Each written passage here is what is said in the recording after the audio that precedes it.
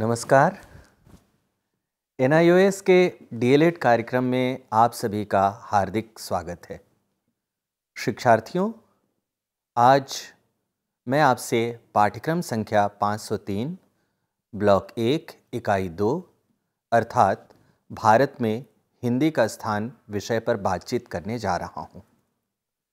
प्रिय विद्यार्थियों, हिंदी के मौजूदा स्वरूप के पीछे उसके बनने संवरने की सदियों पुरानी कथा निहित है।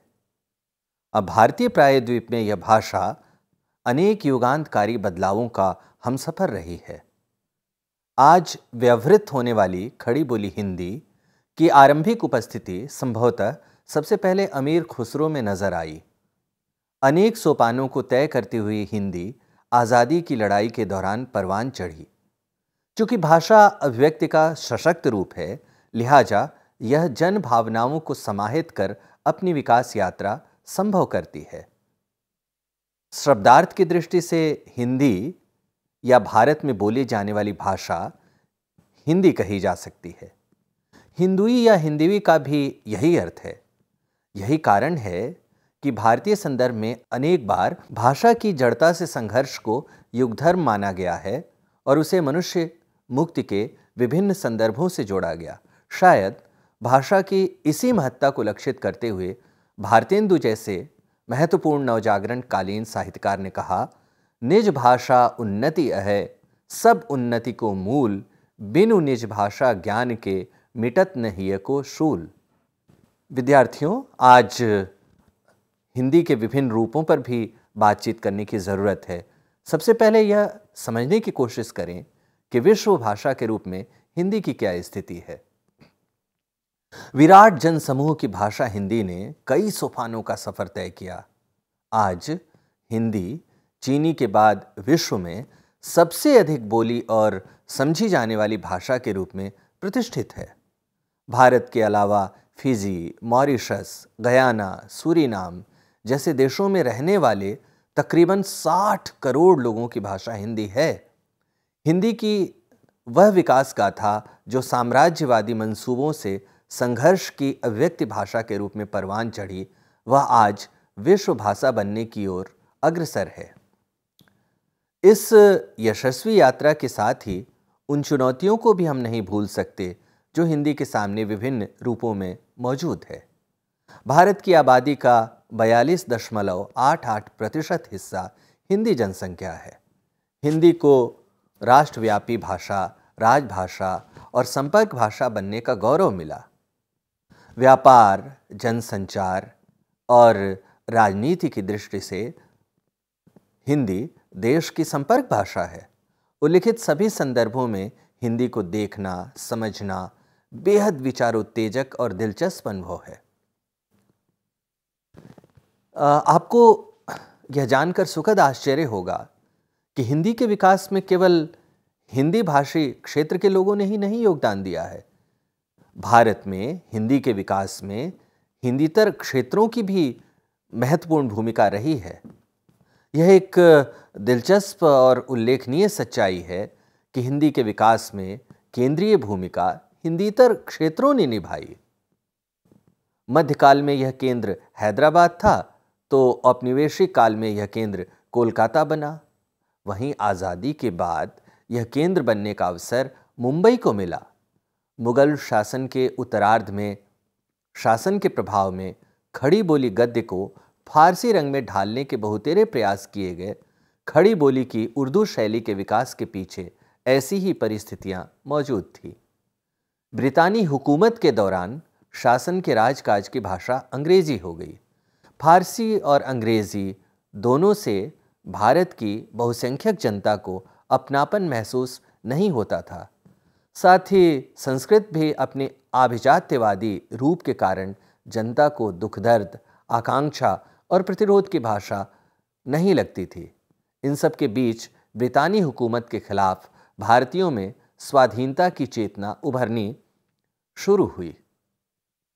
भारतीय स्वाधीनता संग्राम के मनीषियों में जब नवजागरण की चेतना प्रतिरोध की संस्कृति में रूपांतरित होने लगी, तब ऐसी संपर्क भाषा की जरूरत महसूस हुई जो न केवल पूरे भारत की संवाद भाषा की सामर्थ्य रखती हो, बल्कि जो विदेशी भाषा के समानांतर देशज भाषा की अस्मिता से भी संपन्न हो।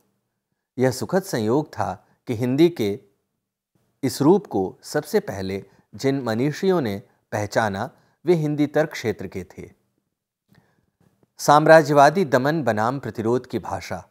महात्मा गांधी ने असहयोग आंदोलन के पहले ही राष्ट्रभाषा हिंदी, स्वतंत्रता और सामान्य जन की अवधारणा को अभिन्न करार दिया और कहा, मेरे लिए हिंदी का प्रश्न स्वराज का प्रश्न है।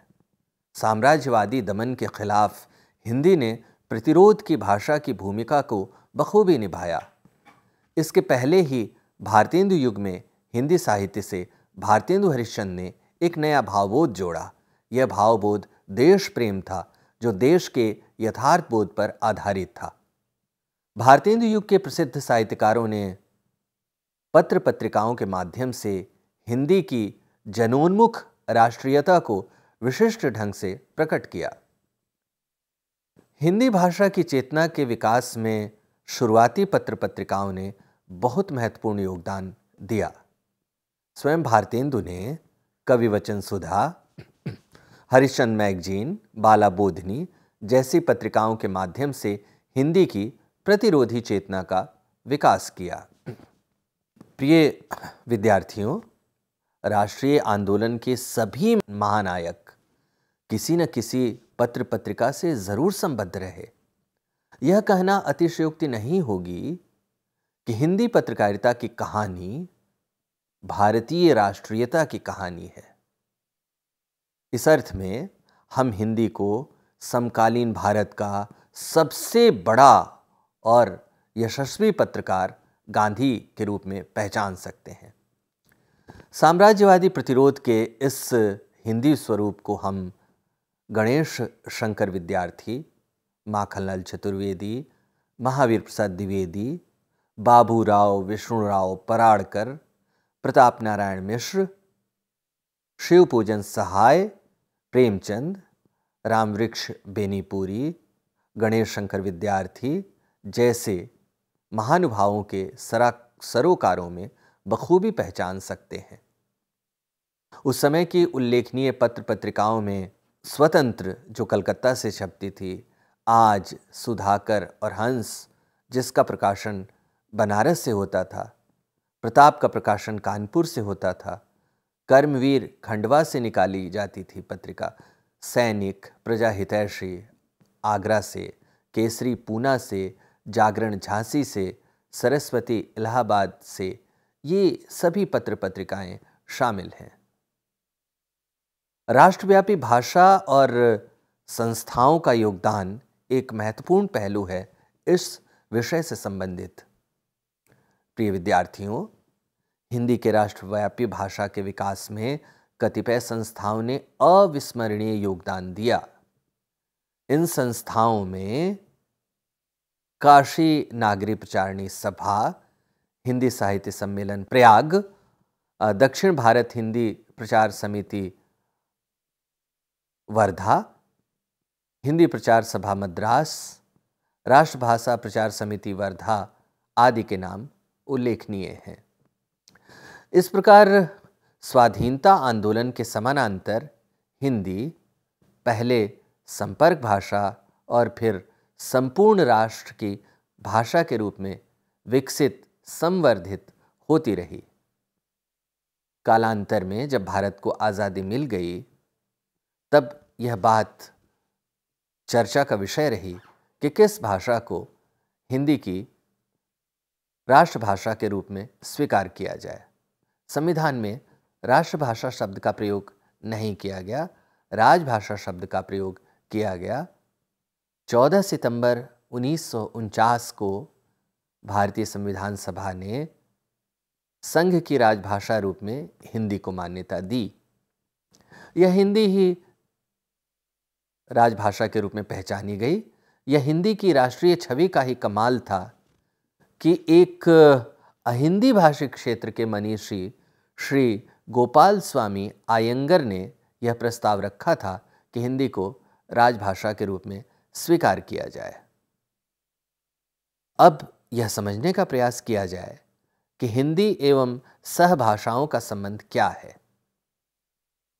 हिंदी भाषा और साहित्य के सागर में अनेक सहभाषाओं की नदियां मिलती हैं। जैसे हिंदी के निर्माण में खड़ी बोली, कौरवी के साथ साथ ब्रज भाषा, अवधी, भोजपुरी, मगही, मैथिली, राजस्थानी आदि भाषाओं का योगदान अविस्मरणीय है। मध्यकाल की साहित्यिक विरासत में अवधी, ब्रजभाषा और आधुनिक काल की विरासत में खड़ी बोली या कौरवी की मौजूदगी को हम हिंदी और सहभाषाओं के संबंधों के आलोक में देख सकते हैं। हिंदी की विरासत में सहभाषाओं से उसका रिश्ता द्वंद्वात्मक कहा जा सकता है। यह देखने का प्रयास किया जाए कि हिंदी तथा अन्य भारतीय भाषाओं का संबंध कैसा रहा। अन्य भारतीय भाषाओं से हिंदी के रिश्ते को हम अनेक संदर्भों में देख सकते हैं। अनेक भारतीय भाषाओं की लिपि और हिंदी की लिपि एक ही है, यानी हिंदी समेत संस्कृत, मराठी, नेपाली, मैथिली, गुजराती की लिपि देवनागरी लिपि है। उसी तरह हिंदी समेत अनेक भारतीय भाषाओं में संस्कृत से आए शब्दों की थाती है। मलयालम, तेलुगु, बांग्ला, कन्नड़, मराठी आदि भाषाओं में व्यवहृत होने वाले शब्दों का बड़ा भंडार संस्कृत से आया है। इस यात्रा को समझने के बाद यह जानना दिलचस्प होगा कि हिंदी के विविध रूप कौन कौन से मौजूद हैं। हिंदी बहुरूपा भाषा है। साहित्यिक भाषा, संपर्क भाषा, राजभाषा, प्रयोजनमूलक भाषा, शिक्षाई हिंदी, अंतर्राष्ट्रीय भाषा, ज्ञान की भाषा, वाणिज्य व्यवसाय की भाषा के रूप में विभिन्न संदर्भ हो सकते हैं जिनमें हम हिंदी की पहचान कर सकते हैं। साहित्यिक भाषा के रूप में हिंदी को समझने का प्रयास करें। साहित्यिक भाषा के रूप में हिंदी अनेक सोपानों से गुजरी। विद्यापति की मैथिली को हम लोग याद कर सकते हैं। तुलसी, मलिक मोहम्मद जायसी की अवधी इसी संदर्भ में याद की जा सकती है। सूरदास, मीरा, बिहारी, सेनापति की ब्रजभाषा को इस सिलसिले में हम याद कर सकते हैं। आधुनिक काल में खड़ी बोली हिंदी का स्वरूप प्रचलित हुआ। भारतेंदु हरिश्चंद्र, महावीर प्रसाद द्विवेदी, माखनलाल चतुर्वेदी, प्रेमचंद, जयशंकर प्रसाद, निराला, महादेवी वर्मा, दिनकर, रघुवीर सहाय अनेक नाम इस सिलसिले में लिए जा सकते हैं। आदि की भाषा से लेकर मौजूदा दौर के साहित्यकारों की साहित्यिक भाषा के रूप में हिंदी को हम लोग याद कर सकते हैं। हिंदी की जो पाठ्यपुस्तकें बनती हैं उसमें आप हिंदी के इन सभी रूपों को देख सकते हैं। इससे हम हिंदी की उस विकास यात्रा से परिचित तो होते ही हैं जिस विकास यात्रा से हिंदी गुजरती हुई यहाँ तक पहुँची है। साथ ही हम इस बात को भी पहचान पाते हैं कि हिंदी के मौजूदा स्वरूप के निर्माण में किन किन आवाज़ों ने अपनी भूमिका को संभव किया है और किस तरह से हिंदी जनभावनाओं की भावना को, सरोकारों को, लक्ष्यों को, सपनों को प्रकट करने की भाषा के रूप में अपनी भूमिका का निर्माण की है। संपर्क भाषा के रूप में हिंदी की मौजूदगी का आकलन करें। संपर्क भाषा वह भाषा होती है जो समाज के विभिन्न तबकों के बीच संपर्क के लिए प्रयोग में लाई जाती है।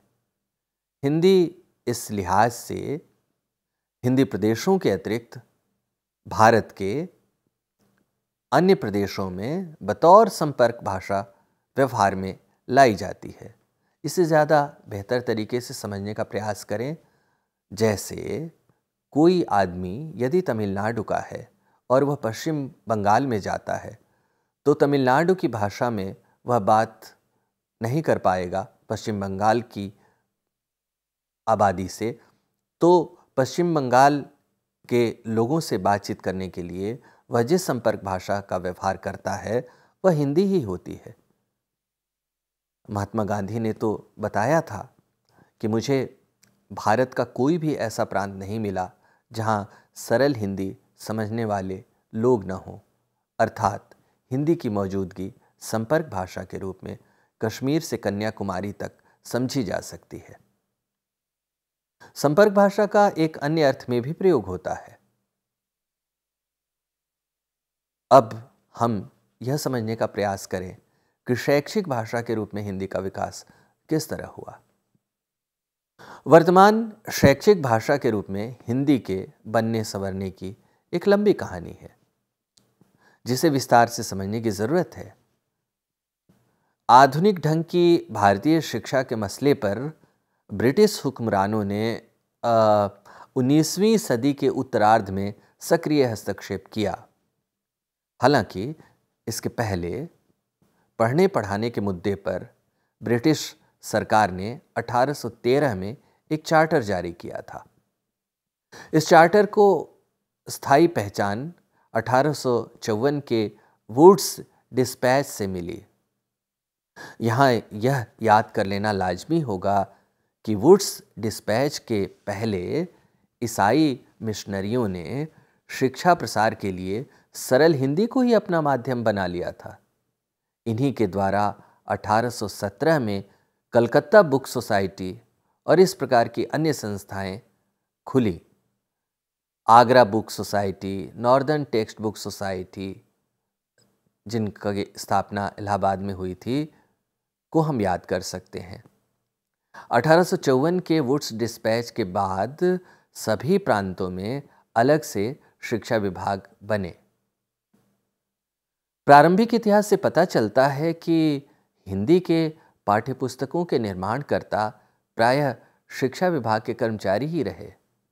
सुप्रसिद्ध हिंदी सेवी राजा शिव प्रसाद सितारे हिंद इसी विभाग में इंस्पेक्टर ऑफ स्कूल थे।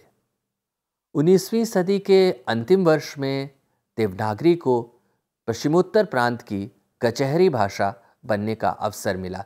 कचहरी भाषा अर्थात अदालत की भाषा। 1900 ईस्वी में सरस्वती के प्रकाशन से हिंदी भाषा और साहित्य को एक नई दिशा मिली। प्रिय विद्यार्थियों, आपको यह याद दिला देना मुझे जरूरी लग रहा है कि सरस्वती वह मंच था जिसने पूरी पीढ़ी को हिंदी की समझ बनाने में सहायता प्रदान करने की भूमिका का निर्वहन किया। इस पत्रिका में जो रचनाकारों छपते थे उन्हें हिंदी भाषा का प्रयोग कैसे करना चाहिए, शब्दों का प्रयोग किस तरह से हो, वाक्यों का गठन कैसे हो, व्याकरण की समझ के मसले पर, इन सभी मुद्दों पर महावीर प्रसाद द्विवेदी ने अपनी राय दी और एक पूरी पीढ़ी को उन्होंने तैयार किया। कहा जाता है कि महावीर प्रसाद द्विवेदी के पहले तक हिंदी घुटनों के बल चल रही थी। द्विवेदी जी ने उंगली पकड़कर हिंदी को चलना सिखाया। एक और बात याद कर लेने की ज़रूरत है कि सरस्वती पत्रिका में सिर्फ कविता कहानियाँ ही नहीं प्रकाशित होती थीं। उस दौर में लिखे जा रहे जो विचार परक लेख हैं उनका भी प्रकाशन होता था। द्विवेदी जी ने बहुत सारे अंग्रेजी के निबंधों का भी हिंदी में प्रकाशन किया था, यानी ज्ञान के साहित्य का निर्माण भी उस दौर में शुरू हो चुका था। इस बीच 1905 के बंग भंग विभाजन के विरोध में उठे स्वदेशी की भावना ने राष्ट्रीय शिक्षा प्रणाली की ज़रूरत को शिद्दत से महसूस किया। इसी कालखंड में मौजूदा हिंदी सर्वाधिक विश्वसनीय रूप में उभरी। इन परिस्थितियों में शिक्षाई हिंदी का जो रूप उभरा उसे ही शिक्षाई हिंदी का पहला व्यवस्थित रूप माना जा सकता है। उभरते हुए राष्ट्र की भाषा के रूप में हिंदी की पहचान तो कर ली गई, लेकिन शिक्षाई हिंदी के विकास पर अंग्रेजी का प्रभाव रहा। 1921 में जब ब्रितानी हुकूमत के खिलाफ भारतीय जनता द्वारा असहयोग आंदोलन चलाया गया, तब तत्कालीन सरकारी स्कूलों के समानांतर राष्ट्रीय विद्यापीठों, काशी विद्यापीठ, बिहार विद्यापीठ और गुजरात विद्यापीठ की स्थापना की गई। तब प्राथमिक एवं माध्यमिक स्तर पर हिंदी विषय अनिवार्य कर दिया गया। 1923 में पहली बार काशी हिंदू विश्वविद्यालय में स्नातकोत्तर स्तर पर यानी एमए के स्तर पर हिंदी की पढ़ाई आरंभ हुई। राजभाषा के रूप में हिंदी के स्वरूप को समझने का प्रयास करें। संविधान के अनुसार हिंदी भारतीय गणराज्य की राजभाषा है।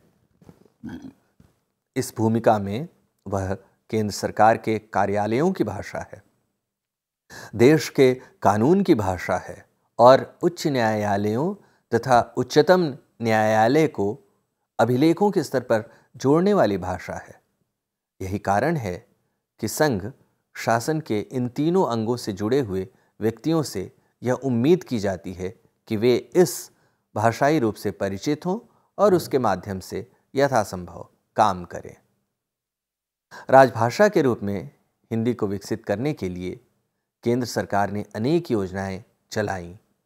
विधि, विज्ञान, प्रशासन तथा अन्य सरकारी उपक्रमों से जुड़े संदर्भों के लिए विभिन्न अनुवाद आधारित पुस्तकें, पुस्तिकाएं तथा निर्देश तैयार हुए।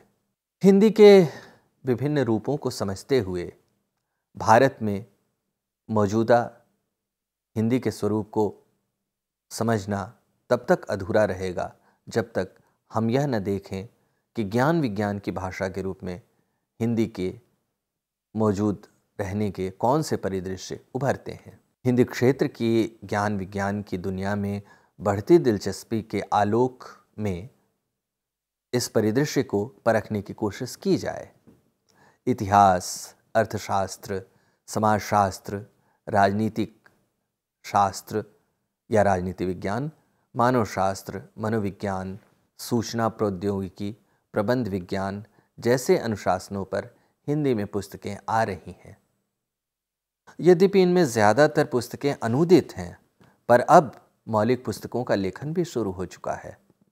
अब हिंदी के प्रकाशक साहित्येतर पुस्तकें प्रकाशित करने में खासी दिलचस्पी ले रहे हैं। अंग्रेजी में लिखने वाले चिंतकों की यह ख्वाहिश होती है कि उनका लेखन हिंदी में ज़रूर प्रकाशित हो। अंग्रेजी में लिखने वाले चिंतकों की इस ख्वाहिश को हम देश के स्तर पर समझ सकते हैं। फिर भी यह सच है कि आज हिंदी में मौलिक चिंतन तथा ज्ञान विज्ञान की पुस्तकें बहुत कम लिखी जा रही हैं। संभवतः इसका कारण यह हो कि हमारे विश्वविद्यालयों और विद्यालयों में भी शोध और ज्ञान विज्ञान की भाषा मुख्यतः अंग्रेजी ही है।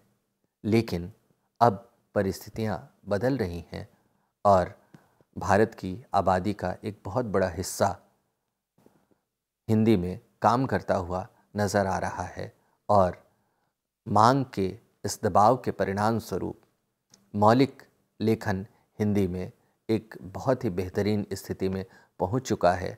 अनेक विश्वविद्यालयों के जो हिंदी प्रकाशन केंद्र हैं वे सिर्फ साहित्य या उससे जुड़े मसलों पर ही पुस्तकों का प्रकाशन नहीं कर रहे हैं, बल्कि ज्ञान के जो अन्य अनुशासन हैं उनमें भी किताबें छप रही हैं।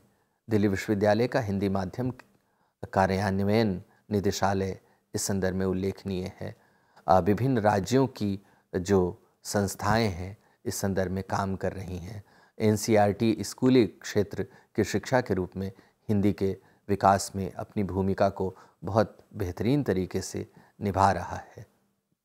प्रिय विद्यार्थियों, आज की बातचीत में आपने बहुत ही बेहतरीन ढंग से यह समझने का प्रयास किया कि किस तरह से हिंदी की यात्रा जो 1000 साल पुरानी है वह विभिन्न अनुभवों और मंजरों को तय करती हुई आज एक बहुत ही उत्कट और प्रकट रूप में हमारे साथ अपना विश्वास और भरोसा दिलाने में कामयाब रही है और आज की हिंदी पूरे देश के लिए प्राण तत्व का काम कर रही है। आपने इस विषय पर अपनी समझ बनाने के क्रम में संविधान की भाषा के रूप में हिंदी, संपर्क भाषा के रूप में हिंदी, राजभाषा के रूप में हिंदी और साथ ही उसके जो अन्य रूप हो सकते हैं उसके बारे में अपनी समझ को साफ किया।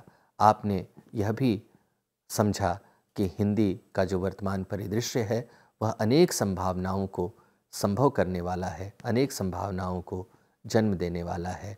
आज की बातचीत के इन सभी पहलुओं से आप समृद्ध हुए होंगे। आपको इस विषय से संबंधित सभी जानकारी मिली होगी।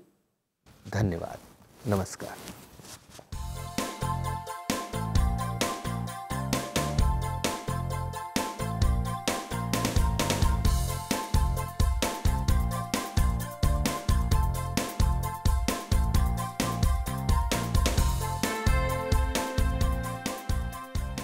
घर बैठे पाएं राष्ट्रीय मुक्त विद्यालय शिक्षा संस्थान यानी NIOS में एडमिशन, वो भी एकदम आसान तरीके से, जिससे शिक्षार्थियों को होगी समय और धन दोनों की बचत।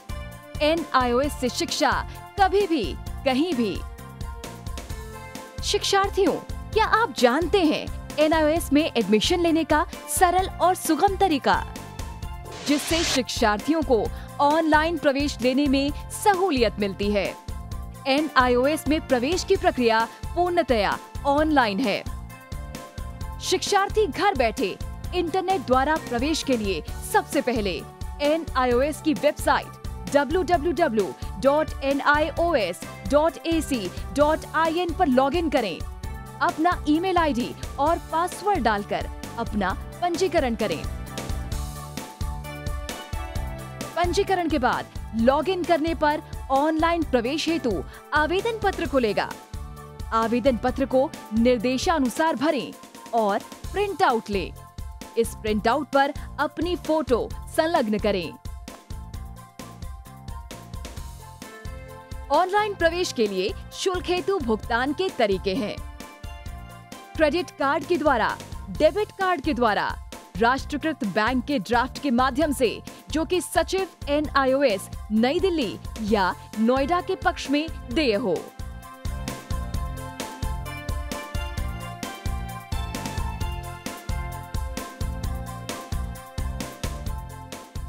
भरे हुए आवेदन पत्र के साथ साथ डिमांड ड्राफ्ट और संलग्न किए जाने वाले दस्तावेज हैं: जन्म रजिस्ट्रार के जिला कार्यालय से जारी जन्म प्रमाण पत्र की सत्यापित प्रति, जिसमें जन्म तिथि अंकित हो, पिछले विद्यालय से प्राप्त विद्यालय छोड़ने का प्रमाण पत्र, जिसमें आवेदक की जन्म तिथि लिखी हो। प्रवेश फॉर्म का प्रिंट आउट NIOS के संबद्ध क्षेत्रीय केंद्रों पर 10 दिनों में पहुंच जाना चाहिए, अन्यथा उचित दस्तावेज न लगे होने पर आवेदन फॉर्म रद्द किया जा सकता है। प्रवेश प्रक्रिया की पुष्टि होने के बाद शिक्षार्थियों को परिचय पत्र व अध्ययन सामग्री डाक द्वारा तुरंत पहुंचाई जाती है। ऑनलाइन प्रवेश एक बहुत ही सुगम और सुविधाजनक प्रवेश प्रणाली है। Online on time for safe and secure admission.